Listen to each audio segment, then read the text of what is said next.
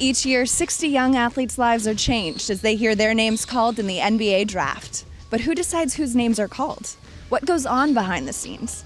Here's your chance to find out with a behind-the-scenes look at the Clippers' 2011 NBA draft. An entire year's worth of work and preparation goes into basically a 3-hour event. There's a lot of preparation that's involved. It's kind of all about just collaborating information, just assembling any type of information that we can get on players. It's really exciting. We have pretty much worked all year for one day almost. Basically, the big thing for us on draft night is making sure that we have all the information on the players ready at our disposal to make decisions. Welcome behind the scenes of the Clippers NBA draft room. The entire basketball operations staff is in the room. Beneath me we have Gary Sachs, our Director of Player Personnel, who spent the entire year scouting college, internationally. He's in charge of the entire database of names, their profiles, as far as what information we have for those players. He works with me on the ranking system that we have. Fabrizio Vesnati is our Director of International Scouting, but he does far more than that. He probably spent 3 months this year in the United States seeing college players. Jason Piambetti is more of our analytics person. He goes out and he does scout locally, but for the most part, he does any sabermetrics, advanced analytics we have on the players, more of a statistical analysis of them. And then we have regional scouts that we'll speak to on the phone. If there's guys in their regions that they have an intimate knowledge of on draft day, we'll bring them into the fold via telephone. But before this day arrives, the staff spends countless hours in preparation, a key aspect of draft success. We try to watch as much film as we absolutely possibly can, and then in addition to scouting live. So, between the two, I think we have a pretty good feel for players going into the draft.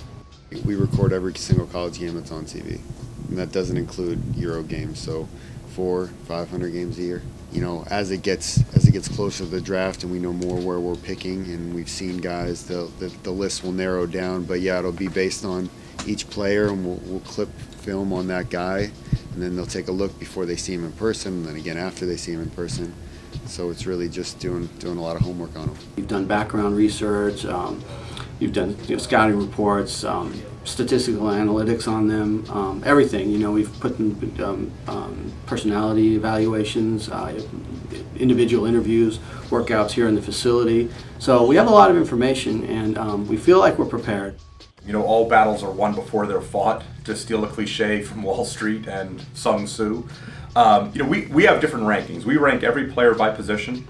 We rank them overall 1 through 60 for the draft, and then we do tiers. So we may have 17 tiers in this draft, and there's certain players in each tier, and then the highest rated player in that tier is the one we would select.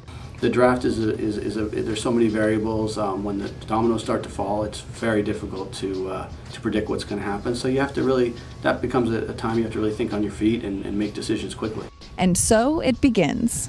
I think right now draft fever starts to set in, and that's what you have to protect yourself against.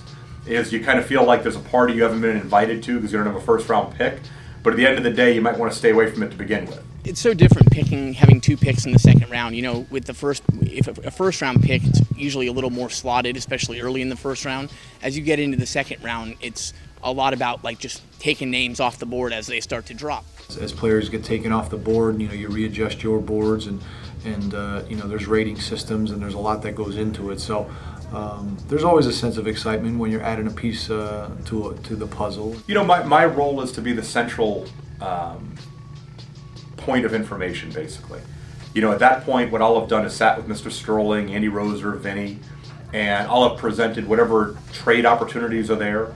I'll have given them kind of a short list of players that we would be interested in the draft. We look ahead to free agency and see how anything we might do in the draft might impact our cap situation or the target players we have for whatever free agency opens. And at that point, then the phones start buzzing. It's a live being, the draft. Yeah, especially as you get closer to your pick, a lot of stuff starts to happen where teams have certain guys, again, earmarked or labeled as their, type of guy or in their range. And as they start to see things start to happen, certain guys go off the board, certain guys start to slip. That's when the phone calls really start to happen and they start heating up a little bit. I imagine if we get to 34 and 35, the phone calls are going to start to come in for other teams, not realizing, noticing that somebody has slipped, and then you start to get offers for your pick or vice versa. Despite the heavy flow of phone calls, there wasn't a deal that the organization felt was the right fit. With the second round approaching, the Clippers prepared to make their picks. It's a big waiting game, kind of waiting to see who's going to be available on that board, and you kind of reevaluate as you go. There's probably 25 or 26 guys that if any of them slipped at 37, the way that a DeAndre Jordan did, the way that a few years ago a Chase Budinger did to Houston, we'll grab them, and it'll be a home run for us. Pick in the 2011 NBA Draft, the Los Angeles Clippers select Trey Tompkins from the University of Georgia. After pick 37 was filed, it was just a matter of waiting and hoping that one of the favorable prospects the Clippers still had on the board would still be available. There's some tension sometimes when somebody's picking right before you do, and you're hoping that they don't pick the guy that is still there you really like. As the picks came down the wire, it seemed luck was on this team's side. 47th pick, Los Angeles Clippers selection. Travis Leslie, University of Georgia.